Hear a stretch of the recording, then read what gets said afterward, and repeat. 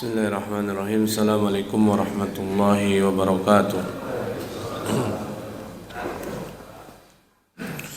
Innal hamdalillah nahmaduhu wa nasta'inuhu wa nastaghfiruh wa na'udzu billahi min shururi anfusina wa min sayyiati a'malina. May yahdihillahu fala mudilla lahu wa may yudlil fala hadiya lahu. Asyhadu an la ilaha illallah wahdahu la syarika lahu wa asyhadu anna Muhammadan 'abduhu wa rasuluhu la nabiyya ba'dahu. Allahumma salli wa sallim ala sayyidina wa nabiyyina wa rasulina Muhammadin wa ala alihi wa ashabihi wa man tabi'ahum bi ihsanin ila yaumiddin. Allahumma 'allimna bima yanfa'una wa anfa'na bima 'allamtana wa zidna 'ilma wa arinal haqqa haqqan warzuqna ittiba'ah wa arinal batila batila warzuqna ijtinabah. Allahumma tahhir qulubana wa hassin furujana waghfir dhunubana ya arhamar rahimin. Allahumma inna nas'aluka al-huda wat-tuqa wal-'afafa wal-ghina. Amin. Amma ba'd. Baik, Bapak-bapak, Ibu-ibu, jamaah salat subuh yang semoga Allah Subhanahu wa taala merahmati kita semua. Alhamdulillah, pada kesempatan pagi yang berbahagia ini Allah telah memberikan kemudahan bagi kita untuk berkumpul bermujalasah dalam satu majelis yang mulia, yaitu majelis ilmu. Semoga menjadi wasilah bagi kita untuk selalu mendapatkan ampunan dari Allah Subhanahu wa taala. Hadirin rahimani wa rahimakumullah, pada kesempatan yang lalu kita telah sampai di bab najasah dan sedikit kita telah membahas tentang najis yang paling besar tingkatannya, yaitu najis mughaladhah. Di mana najis mughaladhah ini itu hanya terdiri dari dua hal, yaitu dari hewan anjing dan juga dari hewan babi, dan apa yang dilahirkan dari keduanya, sehingga hasil hibrid atau perkawinan silang antara anjing atau dengan hewan yang lain atau antara babi dengan hewan yang lain, sehingga melahirkan hewan yang lain misal, maka hukumnya hewan itu najis mughaladhah. Semisal para ilmuwan misal mengawinkan antara domba dengan babi, sehingga lahirlah hewan hibrid, yaitu tubuh domba, kepalanya juga kepala domba tetapi badannya gemuk seperti badan babi, dan juga dagingnya enak seperti daging babi. Maka hukum kambing ini atau domba ini ialah hukumnya najis mughaladhah. Kenapa? Karena dia adalah anak dari babi itu sendiri. Apapun jenisnya, baik itu kawin silang antara anjing dengan kucing, atau kucing dengan anjing, atau dengan kelinci, atau apapun, sehingga lahirlah hewan setengah kucing setengah anjing, maka hukumnya hewan ini adalah najis mughaladhah. Tidak boleh seorang muslim untuk memeliharanya atau memakannya. Misal kena kelinci, tidak boleh, hukumnya adalah haram.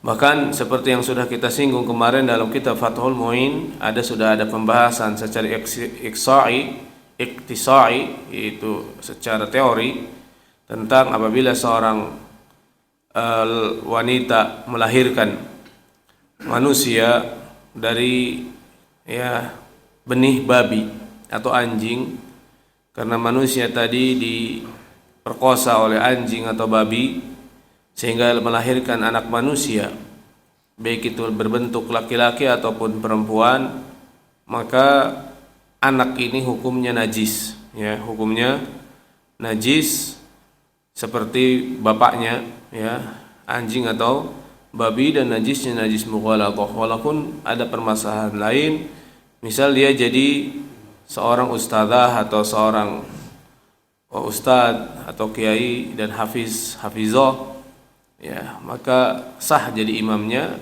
tetapi dia hukumnya tetap najis, dan bersentuhan kita dengan dia dalam satu waktu, kata ulama, ma'fun, dimaafkan karena susah menghindarinya.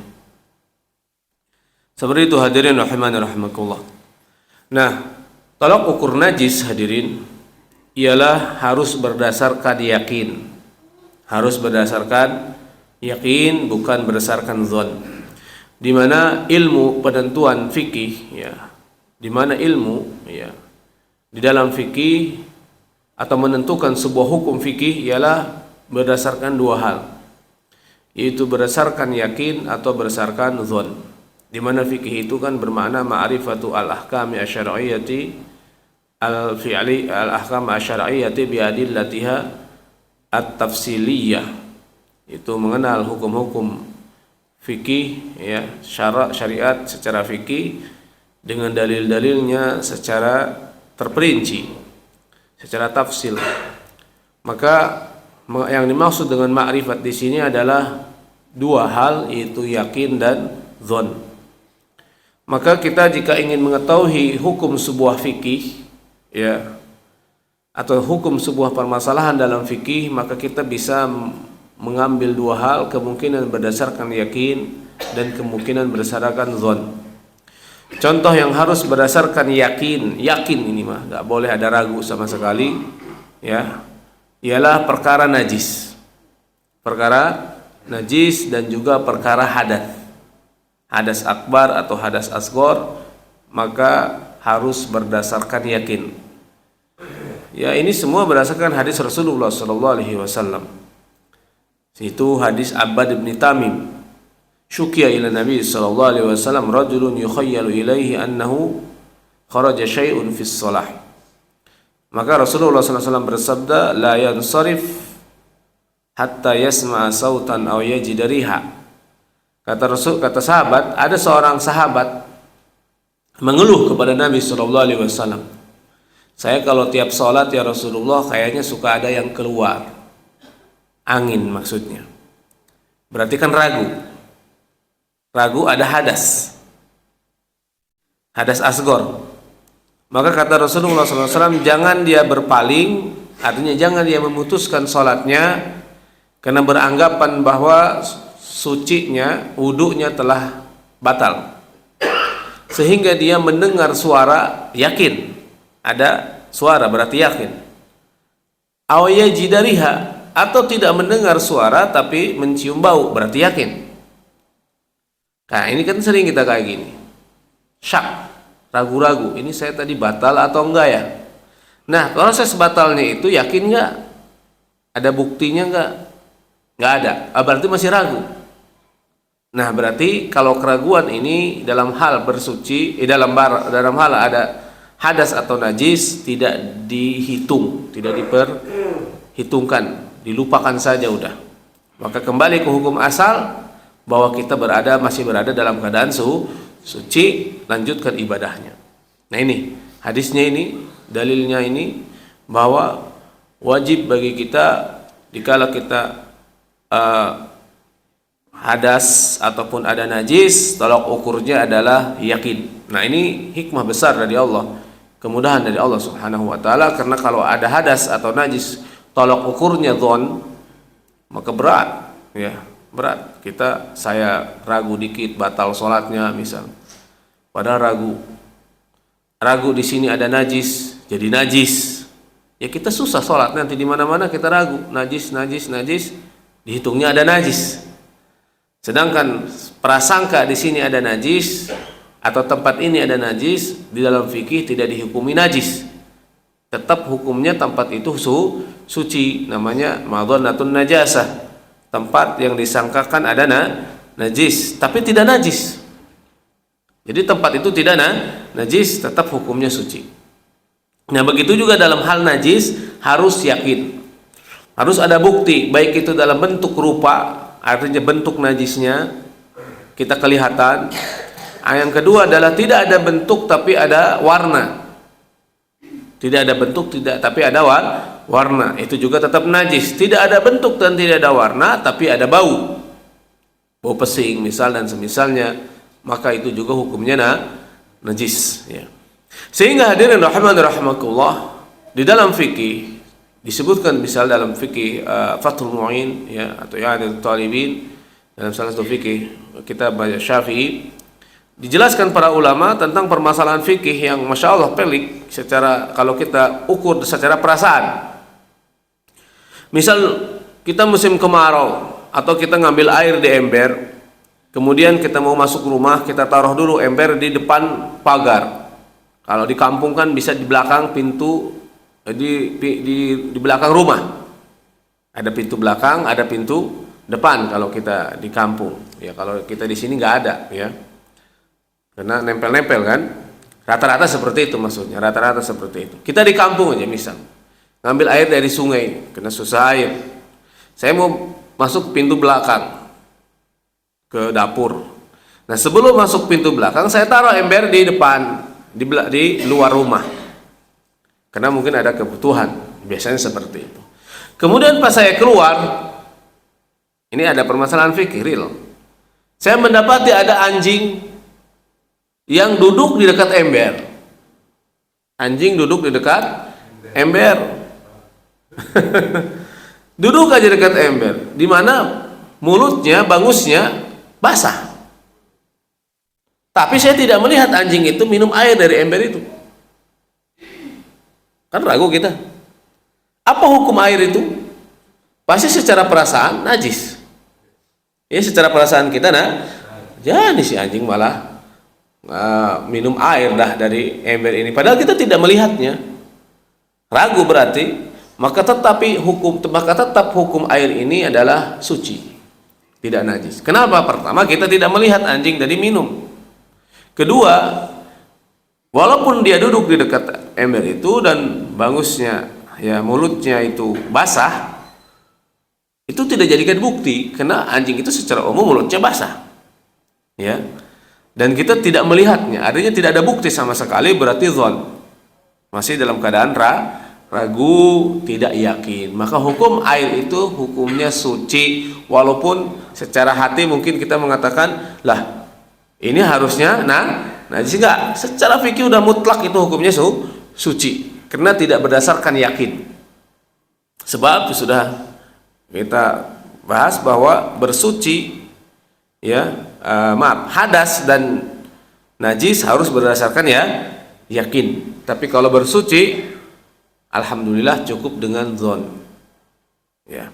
Kemudian hadirin rahman dan rahimakumullah, yang selanjutnya kita beralih ke najis mutawasithah. Najis mutawasithah ialah segala sesuatu yang disebut najis oleh syariat selain dari najis anjing dan babi. Itu kotoran hewan, darah, nanah, ya. Kemudian bangkai.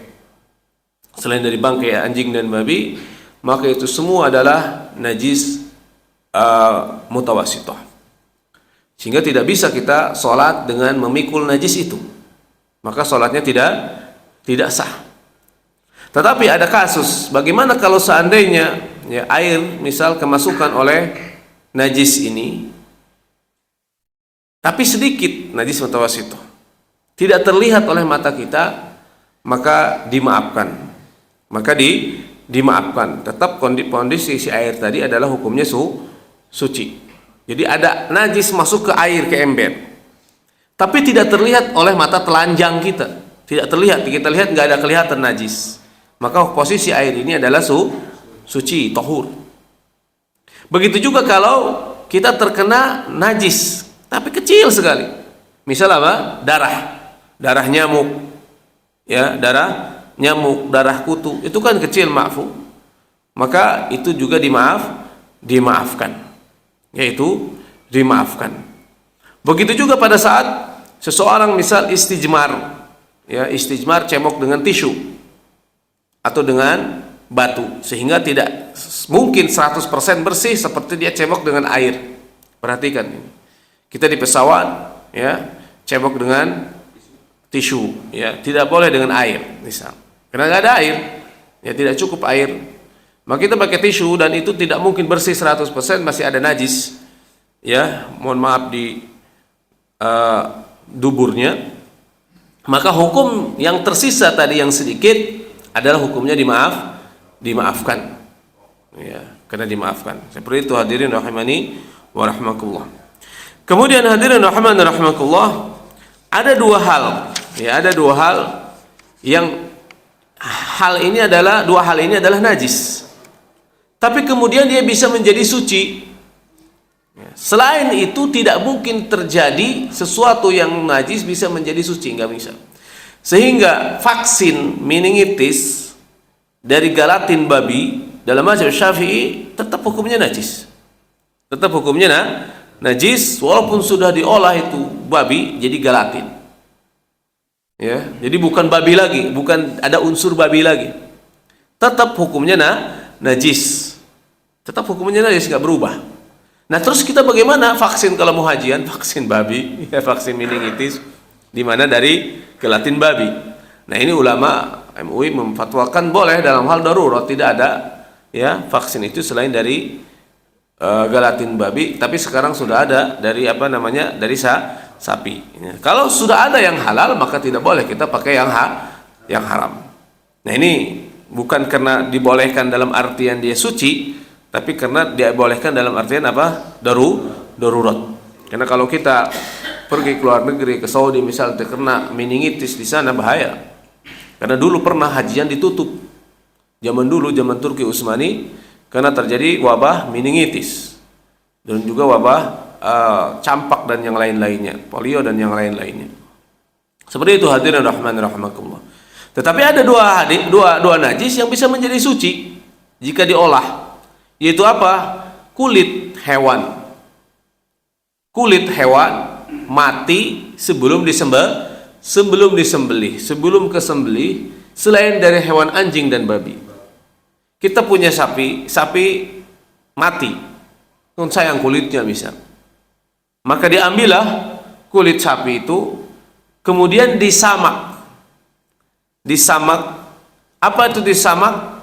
Caranya adalah dibuang daging-dagingnya, lendir-lendirnya dari kulit tadi, kemudian kita beli kapur atau hal-hal yang pahit, ya, martawali misal atau hal-hal seperti itu, atau alat untuk penyamak, dilumurkan ke si kulit tadi. Dilumurkan rata semua, kemudian direndam di air selama 2 hari. Jika dia tidak busuk, maka dia hukumnya adalah suci. Ya, saya belum pernah nyamak Bapak Ibu. Intinya ada namanya menyamak kulit untuk dibuat baju atau dibuat apalah semua seperti itu. Atau kita punya harimau, atau di hutan nemu harimau mati, ya, sayangkan kulitnya. Ini nggak bunuh harimau, harimau mati, ini nggak boleh, jangan dibunuh harimaunya. Harimau mati, sayang kulit harimau, diambillah sama kita kulit harimau itu. Maka hukumnya ini najis karena bangkai. Bisa menjadi suci kulit harimau tadi jika disamak, ya, dibuang daging-daging yang nggak perlunya, lendir-lendirnya, lemak-lemaknya maksudnya, kemudian dikasih yang pahit-pahit, ya, atau kapur, ada alat untuk penyamak ada, ya. Kemudian direndam, kemudian tidak ada berubahnya, maka kata ulama hukumnya suci. Nah, ini disamak. Kemudian yang kedua adalah minuman keras, anggur atau apa saja. Maka semua jenis minuman keras itu Bapak-bapak, Ibu-ibu, adalah hukumnya najis. Jika kita berjalan ke masjid, kemudian ada orang mabuk bawa minuman keras, kemudian air dari minuman keras itu nempel di baju kita atau di sarung kita, maka hukumnya pakaian kita ini terkena najis. Terkena najis kalau tidak dicuci, seperti mencuci najis yang lain, seperti mencuci kotoran, maka hukumnya kita tidak sah sholatnya karena ada najis. Jadi semua bentuk minuman keras, baik itu yang mahal, ya, anggur dari zaman, ya, Raja Heraklius misal, dari zaman Nabi Muhammad berarti Heraklius, ya, sampai sekarang kan mahal itu, mungkin berapa miliar, tetap hukumnya najis. Najis seperti kotoran atau seperti air kencing. Jadi semua minuman keras hukumnya najis. Nah, apabila nempel di kita hukumnya, maka pakaian kita atau badan kita terkena najis. Nah, kapan bisa si minuman keras ini menjadi suci? Kalau sudah menjadi khal, menjadi cuka. Jadi kita ada anggur merah, karena didiamin lama berubah jadi cuka. Berubah jadi cuka, di mana cuka ini adalah makanan atau apa namanya, lauk pauk untuk makan yang disukai oleh baginda kita Nabi besar Muhammad sallallahu alaihi wasallam. Nabi sangat suka sekali makan dengan cuka, dicocol cuka. Ni'mal idamul khal. Sebaik-baiknya lauk pauk adalah cuka. Masya Allah, cuka itu enak sekali hadirin. Kita kalau membeli makan kebuli, beli kebuli di Saudi, pasti ada sambal cukanya. Sehingga daging nasi mandi misal dicocol ke cuka tadi, wah enaknya bukan main. Ya, cuka. Kita makan bakso dikasih cuka, luar biasa enaknya kan? Seperti itu. Maka Rasulullah SAW mengatakan ni'mal idamul khal, sebaik-baik lauk pauk adalah cuka. Nah, kalau si minuman keras tadi, anggur tadi, jadi cukanya bukan dikarenakan ya unsur kesengajaan. Apa unsur kesengajaan? Karena kita misal karena kita campur misal si anggur tadi, anggur merah tadi dengan benda lain. Kalau kita campur dia dengan benda lain, maka posisi si cuka tadi, si anggur merah yang jadi cuka tetap hukumnya najis. Harus alami. Harus alami. Taruhlah kita bisa masukin ke dalamnya apalah ya, ragi misal, sedikit ragi. Sehingga berubah dia menjadi cuka, maka posisinya si anggur merah tadi yang sudah beralkohol berubah jadi cuka, maka hukumnya tetap najis, tidak boleh dimakan, tetap haram. Harus alami, harus alami hadirin rahimani wa rahmakumullah. Sehingga kejadian Khalid bin Walid dulu pada saat menaklukkan Damaskus, bayangin Damaskus dulu kotanya siapa? Heraklius. Ya bayangkan saja kota non muslim yang dikuasai oleh non muslim selama ribuan tahun, ditaklukkan oleh umat Islam. Berarti banyak minuman keras, banyak. Kayak kita misal umat Islam menaklukkan Amerika atau Rusia, berarti minuman keras numpuk. Khalid bin Walid disebutkan beliau kehausan, maka beliau minum botol dari anggur tadi. Tetapi hadirin, berubah, disebutkan minuman ini berubah jadi cuka atau jadi susu. Ini karomahnya Khalid bin Walid, disebutkan dalam Bidayah wa Nihayah. Minum tapi tidak kenapa-napa. Ya, minum tapi tidak kenapa-napa. Karena kata ulama, kata Ibnu Katsir rahimahullah taala, ini berubah si anggur tadi menjadi minuman yang lain. Tapi kita jangan hadirin, kita bukan siapa-siapa. Kalau Khalid bin Walid kan wali. Antum pegang botol anggur, kok antum bawa minum anggur sih sedatori misal. Enggak, ini setelah masuk mulut saya jadi susu ini. Mana ada? mana ada ya. Itu bohong itu. Tapi hadirin rahimakumullah. Jadi itulah najis ya, najis mutawasito, dan cara penghilangannya atau penyuciannya najis mutawasito adalah sangat simpel, berbeda dengan najis mughaladah. Kalau najis mughaladah adalah harus diiringi dengan apa? Dengan debu ya, dengan tanah, lumpur, dan harus 7 kali. Dan posisi debu tadi bukan posisi debu kering. Falyaghsilhu sab'an ulahuma biturab, kata Nabi, hendaklah dia mencuci najis mughaladah tadi dengan 7 kali. Diawali dengan debu. Maka kata ulama, debu di sini ada dalam segat. Segat itu apa? Kalimat ya. Iya, paten yang berkaitan dengan mencuci. Maka posisi debu tadi berarti harus berbentuk lumpur. Jadi kalau kita ngambil debu kering, harus dikasih air. Dikasih air jadi lumpur. Kemudian selumpur tadi dilumurkan. Misal di sini yang dijilat anjing, atau tangan saya yang jilat anjing, ya gak perlu kita bingung kalau dijilat anjing atau dijilat babi, santai saja. Kita tinggal ngambil lumpur, diusapkan ke bekas yang dijilat tadi, tempat yang dijilat tadi, anggota yang dijilat tadi, kemudian dicuci ya. Ini kan kotor berarti ya, dengan debu tadi, dengan lumpur tadi, maka dicuci sampai bersih dulu si lumpurnya. Kalau dia sudah bersih, sudah bersih, itu baru dihitung 1.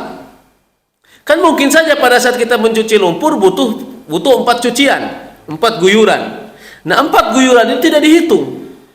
Tetap masih dihitung 1. Kalau 4 guyuran atau si debu tadi bersih dengan 5 guyuran atau 7 guyuran, 7 siraman, maka itu baru dihitung 1.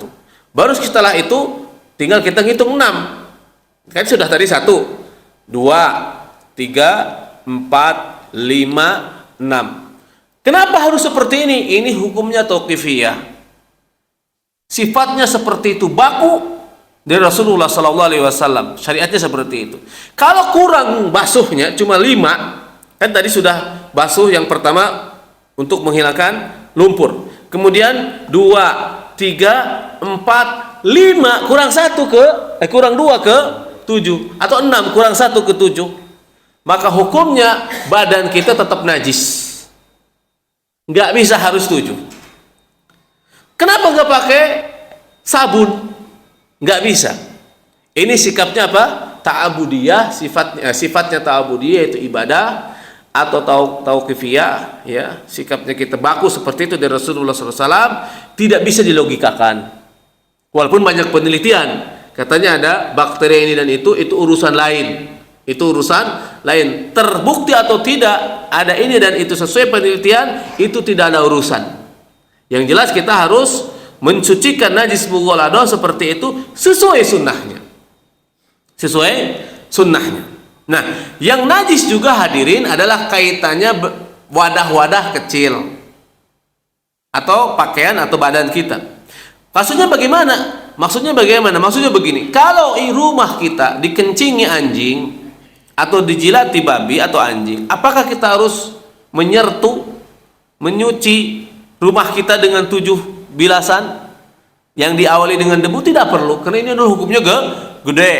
Begitu juga mobil, misal mobil dikencingi anjing, ban mobilnya atau ya ban mobil misal seperti itu, tidak perlu harus kita mencuci mobil kita dengan 7 kali cucian, ya, karena itu adalah perkara yang gede, tidak dipakai oleh kita seperti wadah atau baju atau badan kita. Jadi seperti yang sudah kemarin kita rumuskan, basah plus basah najis, kering plus kering tidak najis, basah plus kering najis.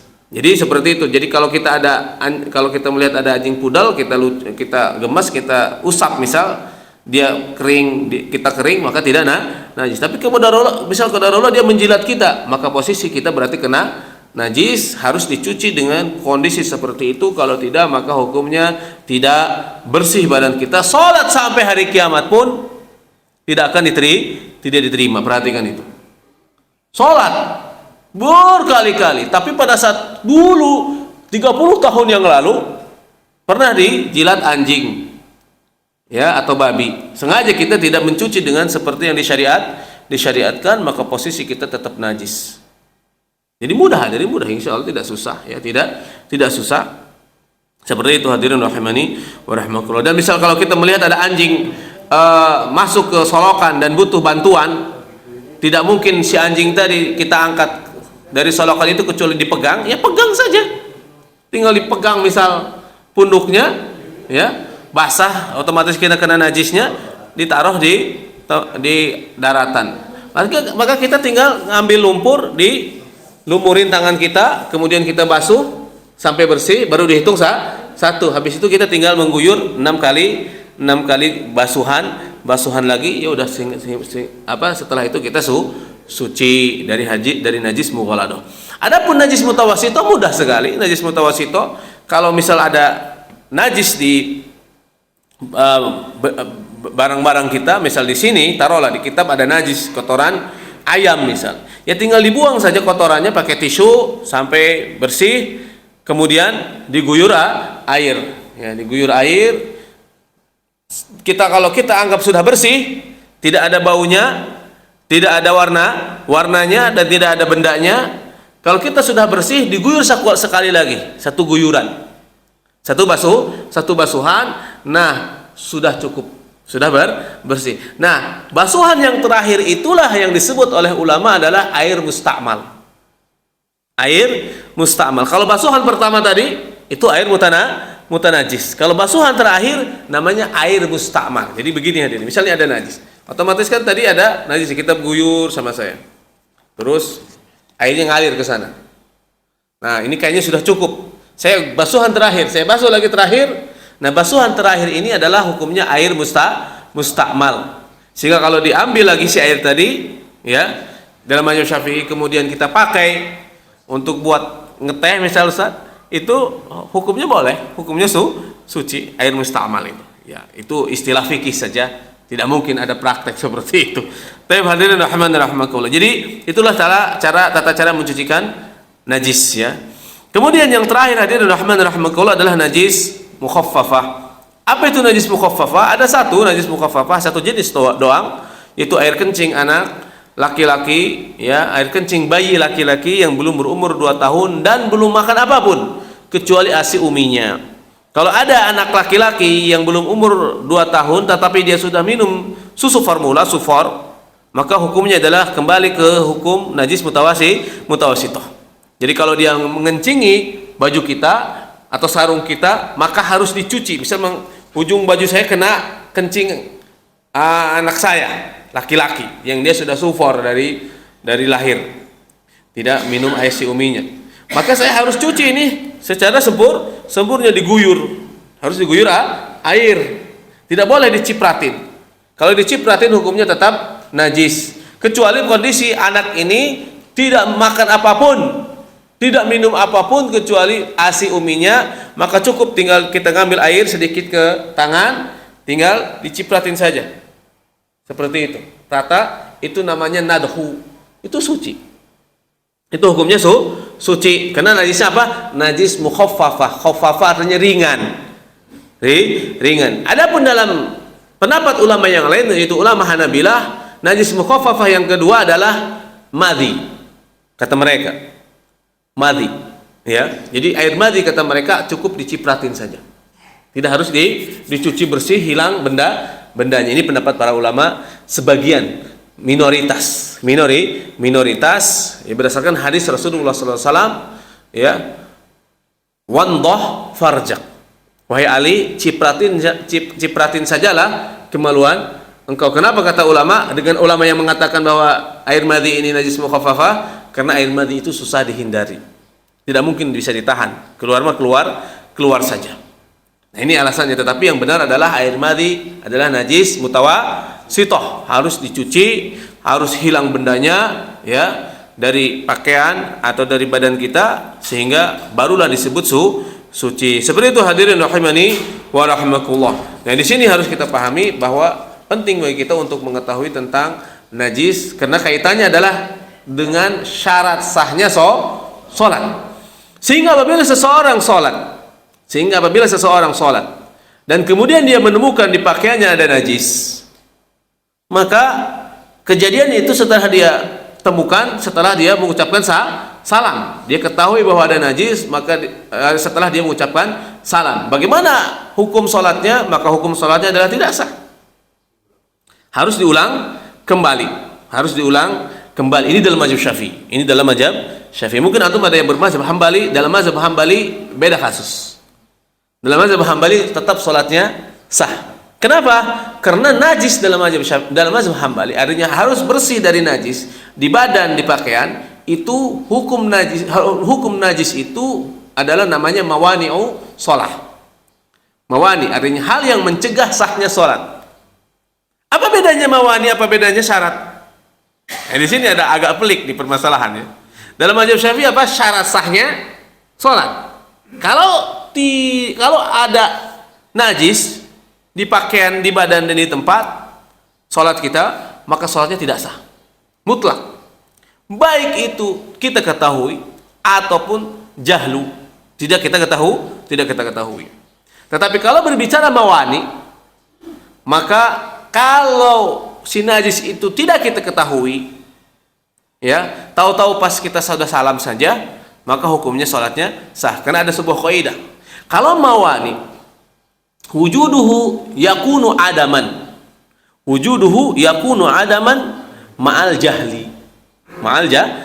Adanya najis itu dihukumi tidak ada kalau diiringi dengan ketidaktahuan, au nisyani atau lupa. Misal seorang sholat, kemudian pas salam ternyata di kakinya ada kotoran cicak. Dia yakin bahwa ini adalah tadi sebelum sholat, tapi sudah beres, ketahuan setelah salam. Dalam mazhab Hambali itu hukumnya sholatnya sah. Tapi dalam mazhab Syafi'i tidak. Kenapa? Karena suci dari najis adalah syarat sahnya sholat, sama seperti wudu. Nah, dalam mazhab Hambali juga wudu juga adalah syarat sahnya sholat.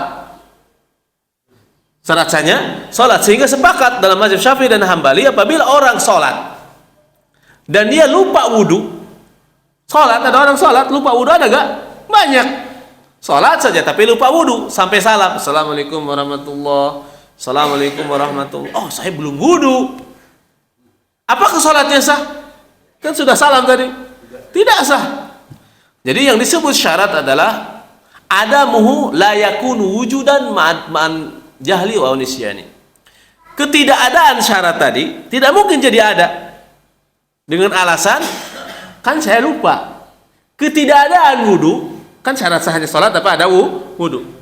Tidak, dia berwudu, dia belum berwudu, kemudian dia sholat sampai selesai sholatnya, kemudian salam. Tidak mungkin dia menjadi orang berwudu padahal belum berwudu gara-gara setelah selesai sholatnya. Tetap dia hukumnya tidak berwudu, maka dia harus berwudu kembali, harus berwudu kemudian harus sholat kembali. Nah, itu hadirin ya. Jadi syarat dan mawani itu perbedaannya ya, masya Allah ya, pelik sekali, pelik. Kalau kita dibahas ramai sekali, jauh panjang. Yang jelas dalam fikih ada namanya bab ikhtiyatiyah, bab kehati-hatian. Kalau saya sarankan kita tetap memakai mazhab Syafi'i tentang bahwa bersuci itu, suci dari najis itu adalah bagian dari syarat sahnya sholat. Lebih hati-hati, lebih hati-hati. Jadi saya sholat, kemudian saya mendapati di pakaian saya ada najis, ya, baik itu darah yang bukan dari darah saya dan darahnya banyak. Bukan darah nyamuk misal, atau ada bangkai apapun hadirin. Misal kita sholat kemudian kita mendapati ada di baju kita ada bangkai kecoa, kan tidak ada darah, tetap bangkai hukumnya najis walaupun tidak ada darah. Ya, kita ada di baju kita atau bangkai ikan misal, ya, yang ada dalamannya, dalam Syafi'i hukumnya najis. Bukan ikannya najis, bukan. Ada kotorannya, ada kotoran itu najis. Oh, jangan ikan, atau burung lah. Kita punya burung burung perkutut mati, dikantongin, kelupaan. Habis itu saking sayangnya kelupaan, kita sholat. Habis sholat kita tahu ternyata kita ngantongin burung perkutut. Maka hukum sholat kita adalah tidak sah, harus diulangi. Kenapa? Karena ada bangkai. Ada bangkai, dan bangkai hukumnya najis, ya, hukumnya najis mutawassithah. Seperti itu. Nah, itu hadirin rahimakumullah harus kita pahami dalam hal ini agar sholat kita sah, ya. Jangan menganggap remeh berkaitan tentang najis, ya. Karena ada orang menganggap bahwa kalau badan atau pakaian kita terkena najis, maka harus diganti pakaian itu. Tidak perlu. Tinggal kita sucikan saja. Kalau najis mutawassithah, misal sarung kita atau celana dalam kita terkena air kencing, nggak perlu harus ganti celana dalam. Serius. Tinggal kita cuci saja celana dalam tadi yang terkena najis, suci udah. Langsung sholat. Kasus banyak kayak gini. Ya, saya bimbing umroh, saya mendapati jamaah udah ada di dalam Masjid Haram, balik lagi ke hotel. Ketemu di jalan, mau kemana Pak? Saya mau ganti baju, mau ganti celana dalam. Kenapa? Tadi kena air kencing. Ya Allah, Pak, balik lagi ke hotel, mas sudah azan. Jauh, ya. Ngapain kayak gitu? Terus gimana Ustaz? Ya cuci aja celana dalam, udah masuk ke WC sana, cuci celana dalam, mana yang kena najisnya? Dicuci. Oh, jadi gak perlu ganti Ustaz? Gak perlu. Kita emang Bani Israel. Ya, digunting. Ada najis digunting, gak perlu. Kita umat Nabi Muhammad, Allah mudahkan, tinggal dicuci najisnya, mana yang kena najis. Yang penting kalau kita harus yakin najisnya sudah dhon, kita sangka najisnya hilang. Ingat, kalau bersuci harus dhon. Misal nih, di sini ada najis. Nih pakaian saya kena najis misal. Kemudian saya cuci. Saya sudah dhon, artinya sudah menyangka bahwa najisnya sudah bersih, maka sudah beres. Tidak perlu saya harus dicium-cium, apalagi dicicipin, misalnya nggak perlu. Saya sudah yakin ini najis sudah hilang, sudah beres, ya udah sholat. Kalau ada dan tidak ada najis harus berdasarkan ya yakin. Tapi kalau disucikan, dibersihkan, harus tolak ukurnya dzon. Cukup dzon saja, alhamdulillah. Ya, artinya disangkakan. Saya rasa ini sudah bersih, udah bersih. Jadi saya rasa, artinya dzon. Jadi dzon itu bapak-bapak ibu-ibu 75% yakin, ada ragu 25%. Jadi campur antara yakin dan ragu. Cuma yakinnya 75%, ragunya 25%, itu sudah cukup. Tapi kalau yakin, nggak boleh ada ragu. Harus 100% yakin, nggak boleh ada rasa, nggak boleh. Saya rasa baju saya ada najis dah. Saya rasa. Berarti hukum bajunya adalah tetap suci. Tidak dihukumi najis. Kenapa? Karena masih ada saya rasa, berarti berdasarkan dzon. Yakin nggak? Enggak sih. Kayaknya. Oh enggak, tetap hukum ini adalah hukumnya ini adalah suci, pakaian atau badan kita atau tempat tadi. Kenapa? Tolak ukur najis atau hadas harus yakin. Tapi dalam bersuci cukup dengan dzon. Ini anugerah dari Allah. Ini anugerah dari Allah Subhanahu wa taala. Seperti itu hadirin rahimani wa rahimakumullah. Ya. Dan saya rasa sudah cukup kita membahas bab najasah dan tata cara membersihkannya. Selanjutnya insya Allah kita akan masuk ke bab haid. Ke bab haid. Berapa menit lagi ke syuruk? 10 menit. Kita bahas bab syuruk. Bab haid ya. Babul haidi wan nifas. Nah ini pembahasan untuk ibu-ibu, tetapi juga penting bagi bapak-bapak untuk memahami haid dan nifas.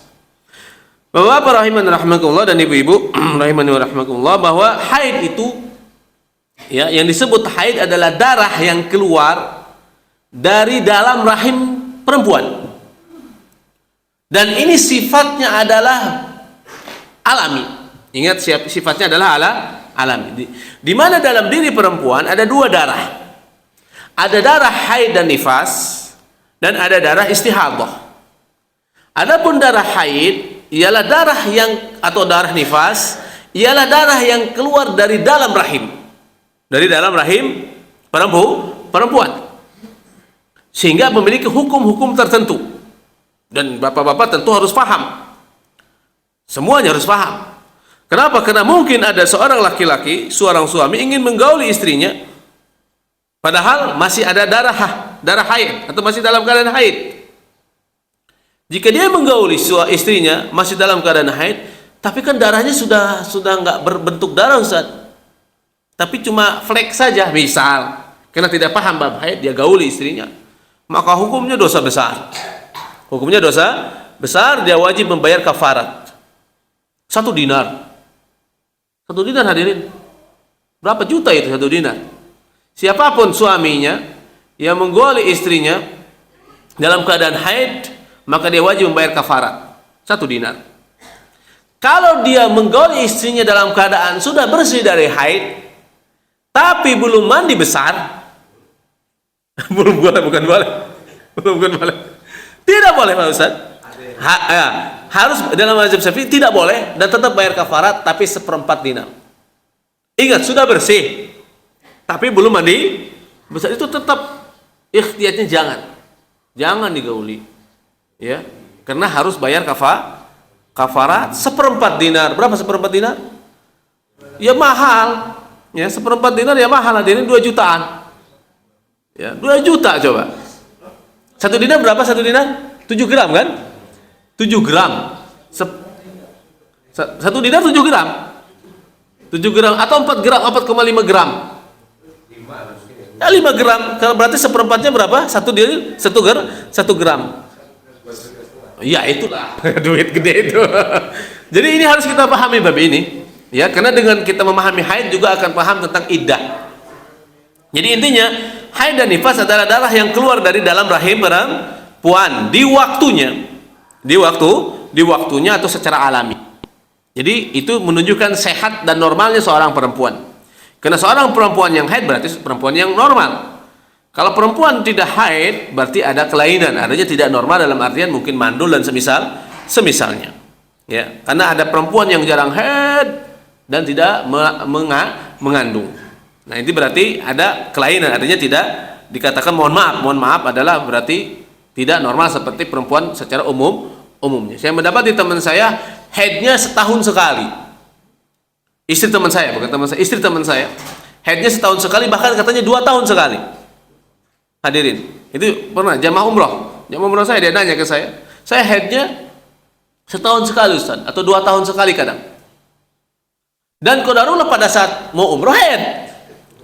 Pada saat mau umroh malah haid. Anehnya. Nah, ini hukumnya, dan sampai sekarang belum punya anak. Tidak punya anak sama sekali. Nah, ini berarti dalam kondisi beliau ini diuji oleh Allah dengan normalan siklus haidnya. Nah, yang kedua adalah istihadah. Adapun istihadah adalah haid yang keluar dari bawah rahim. Bukan dari dalam rahim, tapi dari bawah rahim ada pembuluh darah yang pecah.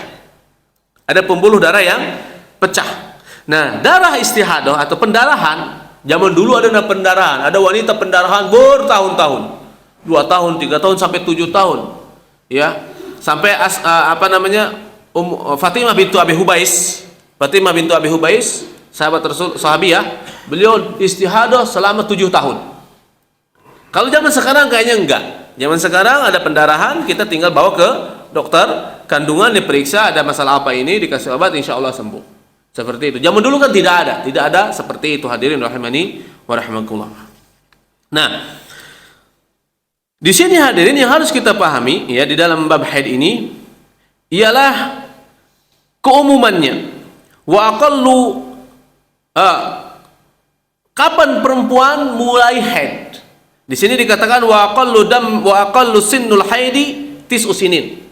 Sedikit-sedikitnya ya wanita haid itu pada umur 9 tahun, atau kata ulama 8 tahun 10 bulan. Belum nyampe 9 tahun, 8 tahun 10 bulan kurang 2 bulan ke 9 tahun haid. Maka wanita ini telah dikatakan balik. Tapi kalau di bawah ini ada anak kita masih SD misal, baru umur 8 tahun pas, atau 8 tahun setengah, 8 tahun setengah haid. Ingat, haid, apakah ini disebut haid? Maka ulama mengatakan bukan haid, dia istihadah. Artinya pendarahan dari, mohon maaf kemaluannya. Maka kita sebagai orang tua harus paham ini, dicek ke dokter. Apa yang terjadi dengan anak kita, dengan putri ini? Apakah mungkin dia jatuh, naik sepeda, atau naudzubillah min dzalik ada laki-laki kurang ajar yang melakukan penistaan. Nah, ini harus dipahami dalam hal ini. Jadi di bawah itu, di bawah 9 tahun atau 8 bulan 10 tahun, 8 tahun 10 bulan, di bawah itu maka bukan disebut haid, tapi istihadah. Tapi kalau sudah 9 tahun misal, 9 tahun atau lebih, maka jelas itu adalah sudah matang. Berarti anak ini sudah bukan dewasa, sudah balik. Bukan artinya dewasa, sudah balik, ya, sudah balik, ya. Nah, ibunda kita Aisyah radhiyallahu anha, beliau haid di umur 9 tahun. Haid di umur 9 tahun. Maka tolok ukur zaman dulu, orang yang sudah haid, maka dia sudah dianggap balik dan dewasa. Sudah dianggap balik dan dewasa dan matang, boleh nikah. Zaman dulu. Ini hukum zaman dulu. Tidak boleh ditarik ke zaman sekarang. Nah, ini kasus syubhat orang-orang Nasrani, orang-orang kafir, menjadikan kasus ini untuk menyerang Islam. Bahwa katanya nabimu menikahi anak kecil. Nauzubillah min dzalik, mereka sebut nabi kita yang mulia, baginda kita Nabi besar Muhammad SAW dengan pedofil. Padahal disebut dalam Injil banyak sekali kasus pedofil. Contoh, Ishak bin siapa? Bin Ibrahim alaihissalam. Beliau menikahi Ribka. Ribkanya masih umur 3 tahun. Ribka masih umur 3 tahun dinikahi oleh Ishak. Lahirlah Yakub. Jadi setelah dewasa lahirlah ya Yakub. Bahkan Nabi Ibrahim menikahi Sarah pada saat umur 10 tahun. Ya, pada saat umur 10 tahun. Itu kan tolak ukur zaman dulu. Di mana-mana di seluruh dunia kayak gitu. Raja Inggris menikahi permaisurinya pada saat umur 7 tahun. Itu bagaimana? Ditarik ke zaman sekarang ke undang-undang PA, perlindungan anak, ya nggak nyambung. Iya, kena ini syubhat orang kafir. Kita harus paham masalah ini, hadirin. Banyak orang ragu. Contoh, saya sampai geleng-geleng kepala. Ada teman saya, emak teman saya, Masya Allah, jika dia musim Maulid Nabi, dia paling getol Maulid Nabi. Tapi apa dia katakan? Saya sebenarnya agak ragu dengan Nabi Muhammad. Wallahi, ini kalimat kafir. Ini kalimat kufur, hadirin. Apa itu? Dalam masalah menikahi Aisyah. Gak boleh. Gak boleh seorang muslim berpikiran seperti itu. Apa gunanya kecintaan dia kepada Nabi, tapi masih ada kata ragu dalam hati kepada Nabi karena menikahi Aisyah yang umur 9 tahun. Awas, hati-hati. Ini bisa kufur. Ya, makanya orang-orang kafir sekarang nyerang Islam melalui jalan ini. Kalau kita faham masalah ini, nggak santai saja. Kita akan buktikan bukti-bukti bahwa tolak ukur zaman dulu tidak bisa diambil ke zaman sekarang. Bahkan kak nenek saya di Sunda, saya masih ingat zaman saya SD dulu, teman-teman SD saya baru kelas 2 sudah nikah. Zaman kemarin, zaman milenial kasus di Malingping itu anak bocil sudah nikah, punya anak. Nenek saya sendiri katanya dinikahin oleh kakek saya yang sudah tua bangkot. Nenek saya masih telanjang, lari-lari telanjang bersama temannya hujan-hujanan sambil main-main rumah-rumahan dari batok kelapa itu. Ya. Jadi zaman dulu biasa. Tidak bisa kita tarik ke undang-undang perlindungan anak zaman sekarang. Ya, zaman sekarang menikahi umur 15 tahun sudah kita dihitung menikahi anak kecil. Pedofil, dihitung pedofil. Ini tidak bisa, jadi tidak bisa ditolak ukur zaman dulu ke zaman sekarang. Jadi Ibunda Aisyah dinikahi oleh Nabi SAW pada saat umur 6 tahun.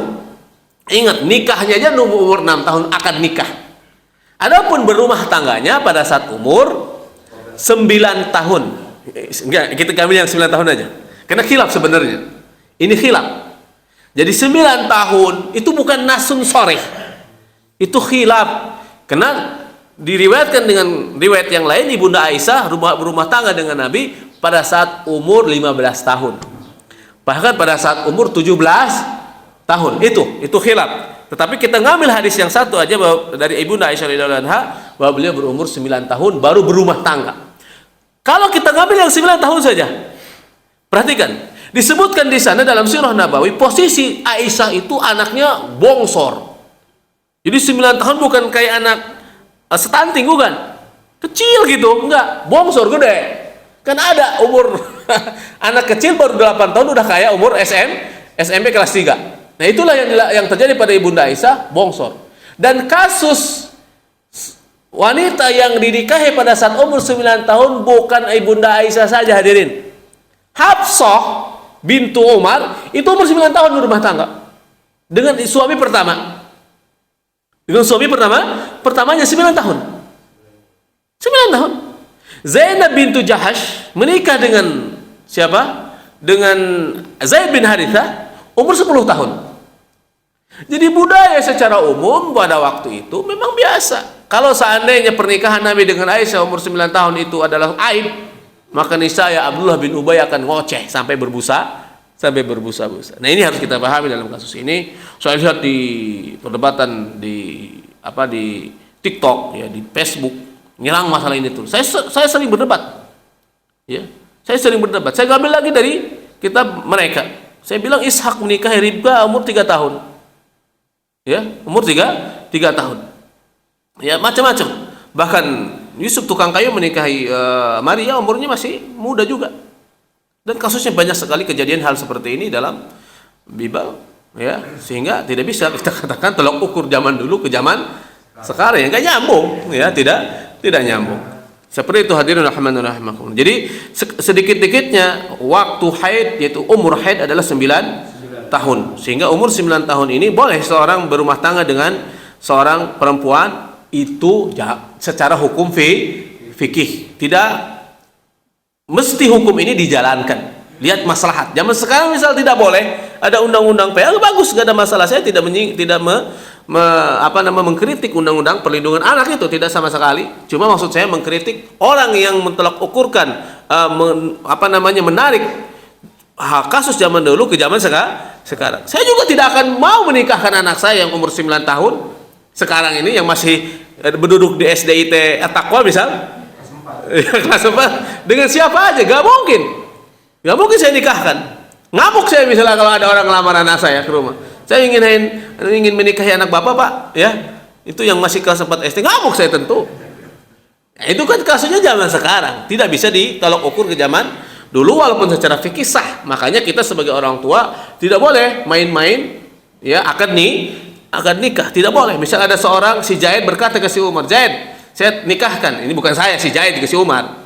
"Zaid, saya nikahkan anak saya dengan engkau, ya, yang masih umur 6 tahun. Kata si Zaid, "Saya terima nikahnya." Sah, udah, wassalam. Makanya tidak boleh main-main masalah nikah-nikahan. Nah, seperti itu hadirin rahmani wa rahmakumullah. Dan sedikit-dikitnya haid adalah sehari semalam. Wa qalu haidi wa qala muddatil haidi yaumun wa lailatun. Sedikit-dikitnya masa haid sehari semalam. Ingat, sehari semalam. Sehingga apabila seorang wanita haid, cuma haidnya setengah hari. Dia haid dari habis subuh sampai maghrib, cuma sehari, bukan setengah hari misalnya. Sampai maghrib bersih suci. Apakah ini disebut haid? Ini bukan haid. Ini bukan haid, ini hukumnya istihadah. Ingat, tolak ukur haid itu harus sehari semalam. Dari subuh ke subuh lagi. Baru disebut dia haid. Walaupun cuma sehari. Jadi itulah pendapat yang kuat dalam jumhur ulama. Walaupun sebagian mengatakan setengah hari, enggak, itu tidak dihitung. Tetapi harus sehari semalam. Jadi itu aja tolak ukurnya, harus sehari semalam. Jadi banyak ibu-ibu yang suka bertanya ke saya, "Ustaz, saya haid, tapi cuma dari pagi sampai zuhur." Oh, itu bukan haid, Ibu. Itu pendarahan. Silahkan sholat. Silahkan sholat lanjut. Ya. Atau dari pagi sampai isya. Itu juga bukan haid. Habis isya suci. Itu bukan haid. Itu adalah pendarahan, namanya istihadah. Namanya istihadah. Tapi Bapak-bapak, Ibu-ibu, sampai di sini saja, nanti kita akan lanjutkan di bab haid. Nah, karena bab haid ini adalah bab yang paling sulit. Imam Ahmad belajar bab haid seperti yang disebutkan dalam Fiqhul Islam wa Adilatuh oleh Wahbah Al-Juhaili, dinukilkan bahwa Imam Ahmad belajar bab haid ke siapa? Ke siapa?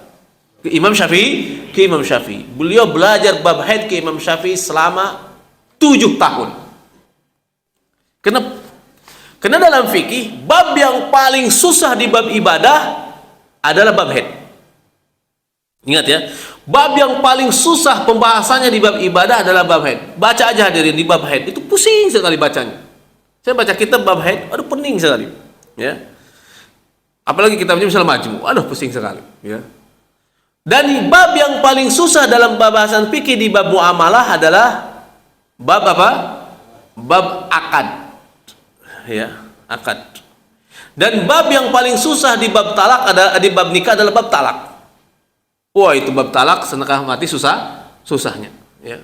Baik, itulah hadirin rahimani rahimakumullah, ya. Bab haid adalah bab yang paling susah dalam fikih, sehingga Imam Ahmad belajar kepada Imam Syafi'i selama 7 tahun beliau tentang bab haid, ya. Jadi banyak sekali permasalahan yang jelimet di bab haid, dan di kasus nyata pun, maka semoga kita diberikan kemudahan oleh Allah Subhanahu wa taala dalam memahaminya, ya. Sampai di sini saja hadirin rahimani rahimakumullah. Ya, saya mohon maaf atas segala kekurangan. Sebelum saya, silakan, ada yang tanya, silakan, Haji. Waalaikumsalam warahmatullahi wabarakatuh.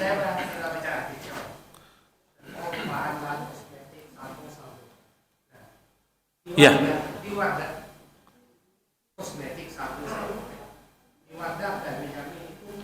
Tidak ada babi. Ya, halal.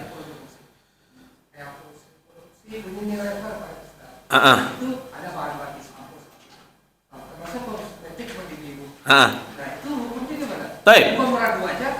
Ya. Terima kasih, pertanyaan bagus sekali. Di kosmetik itu banyak sekali masalah perbabian. Ya. Bulu babi untuk ngosek-ngosek muka perempuan tuh. Ya. Kalau itu memang benar-benar dari bulu babi, maka hukumnya najis. Kan ada namanya, misal ini dari bulu babi misal. Kalau memang itu benar dari bulu babi, yang itu tuh loh, apa kuas itu, maka hukumnya najis, tidak boleh dipakai. Kosmetik disebutkan di sana ada bahan babi, yakin, bukan berdasarkan prasangka, maka hukumnya najis. Tapi kalau berdasarkan prasangka, ini mecin ada lemak babinya misal, padahal di sana di dalam komposisi ya mukawinat tidak ada keterangan ada bahan babinya, makanan ini apakah dihukumnya suci atau najis? Suci hukumnya, boleh dimakan. Ya, saya pernah makan mie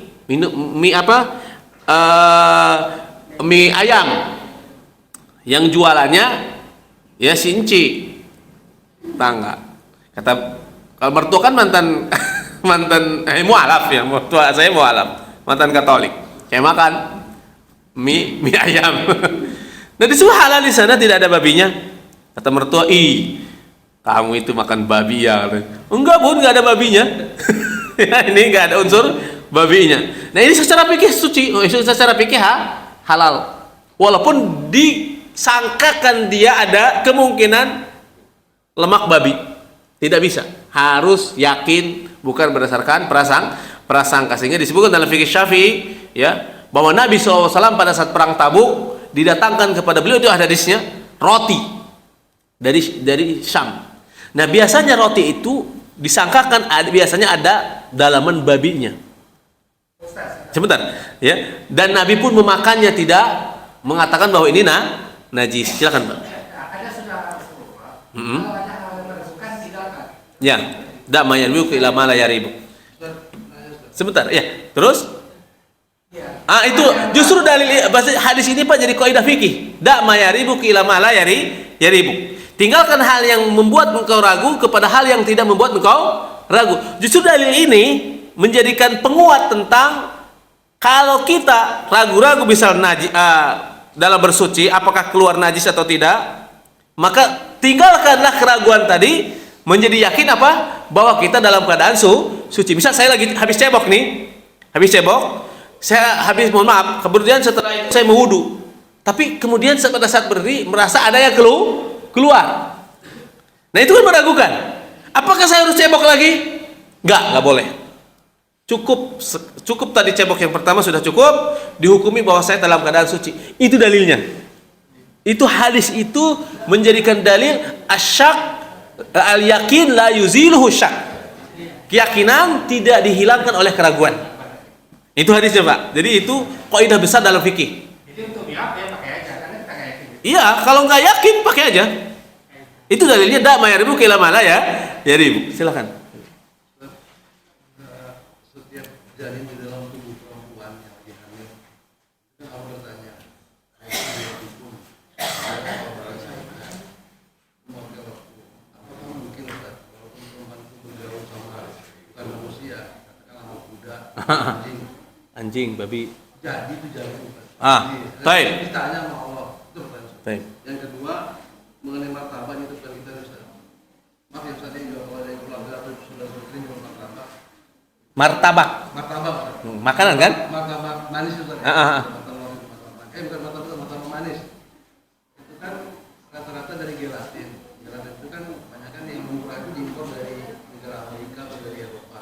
Martabak. Iya, gelatin itu kan sebenarnya itu mengandung babi. Itu kan kalau di BPOM di mereka mengandung kalium, tapi mereka nggak tahu sumber dari mana. Padahal ya kita pakai logika Ustaz ya. Dari dulu itu saya tanya 10 kali Ustaz ya. Kalau gelatin itu kalau dari Eropa itu 50.000 per kilogramnya. Tapi kalau yang misalnya dari Pakistan atau dari Timur Tengah atau dari Malaysia itu harganya bisa 10.000 per kilogram. Gitu ya? Logikanya kan pedagang itu pencari yang murah. Logikanya. Iya. Nah, ini sekarang ada ragu nggak kita beli yang mana nih? Taib, terima kasih. Yang 30 ribuan. Terima kasih Pak. Masya Allah, pertanyaan bagus sekali. Berkaitan dengan alastu bi rabbikum qalu bala syahidna, itu bukan pada saat di alam rahim, Pak. Itu di alam ruh, namanya di alam dzur. Namanya di alam dzur. Itu dibahas dalam fikih, dalam tafsir bahwa kita dulu ingat gak? Ingat kan? Dulu kita pernah dikeluarkan oleh Allah dari sulbinya Nabi Adam, yaitu di Ma'aratun Nu'man. Dikatakan oleh ulama di Arafah, dalam bentuk zur, segede semut kecil. Saya ada di sana, hadirin juga ada, ya, berada di telapak tangan Nabi Adam. Maka kita bersaksi kepada Allah, Engkau adalah Tuhan kami, ya Allah. Tapi kita lupa kan? Nanti pada hari kiamat siapapun yang kafir tidak bisa ada alasan. Ya kan saya kafir ini misal karena saya nggak tahu begini. Enggak. Dulu engkau telah bersaksi aku Tuhan, kata Allah. Jadi ini hujah Allah untuk manusia. Itu bukan di rahim, di alam rahim, tetapi di alam ruh, di alam dzur. Itu dibahas dalam tafsir, ya, di alam tafsir. Tapi berkaitan dengan tadi wanita hamil oleh anjing atau babi, enggak, ini namanya ikhsaiyah, hanya teori hanya teori gak fakta. Namanya dalam bahasa ini ikhsaiyah, hanya teori saja. Mungkin takut ada kejadian, mungkin saja, wallahu alam, sudah ada hukumnya, nggak perlu harus bingung. Wah, ini gimana ya anak anjing dari wanita ini berbentuk kita nggak perlu harus nyari fatwa dari MUI, nggak perlu. Sudah ada fatwa ulamanya, dalam fikihnya sudah ada. Nah, sekarang berkaitan dengan makanan, martabak manis. Kalau memang terbukti, Pak, dia dari barang yang haram, bukti yakin dari galatin babi, ya udah haram, nggak perlu ragu dan bimbang lagi. Ya, dari galatin babi, jelas misal di sini ada galatin babi di situ tukang dagang martabak manis. Tapi secara umum, perhatikan, secara umum, beda secara khusus, beda secara umum. Kita beli martabak manis, saya beli martabak manis di sana, misal di Piladago atau di dekat rumah saya di dekat Indomaret. Kan kita secara umum hukuminya ini adalah hukuman makanan halal. Apa kita harus bertanya secara rinci? Nggak perlu. Tidak perlu sama sekali, tinggal beli saja. Kita hukumi secara umum kaum muslimin yang jualan ini adalah barangnya barang halal. Seperti itu. Ya, tidak perlu harus kita rinci mana halal, mana haram. Ini halal enggak perlu. Hukumi secara halal, itu fikihnya. Ya, itu fikihnya. Jadi seperti itu hadirin, jadi tidak ribet kita. Karena dalil tadi Rasulullah SAW, ya, beliau menghukumi roti ini adalah halal, tidak ditanya. Itu beda lagi, namanya yakin. Ya, namanya yakin, kecuali dia bilang ini galatin dari Amerika, ya, hukumnya ini, atau Bapak bisa lihat, atau gini, lihat misal di wadah, itunya jelas sekali, ya, berarti kita jangan beli ke sana, cari yang lain. Iya, karena pernah ngobrol sama Bapak, dulu masih 20 ribuan, Pak. Iya. Ini saya tanya untuk apa? Ini kita dari Amerika. Oh iya, saya baru tahu sekarang justru, udah berapa banyak yang saya makan. Logikanya kan logika doang nih.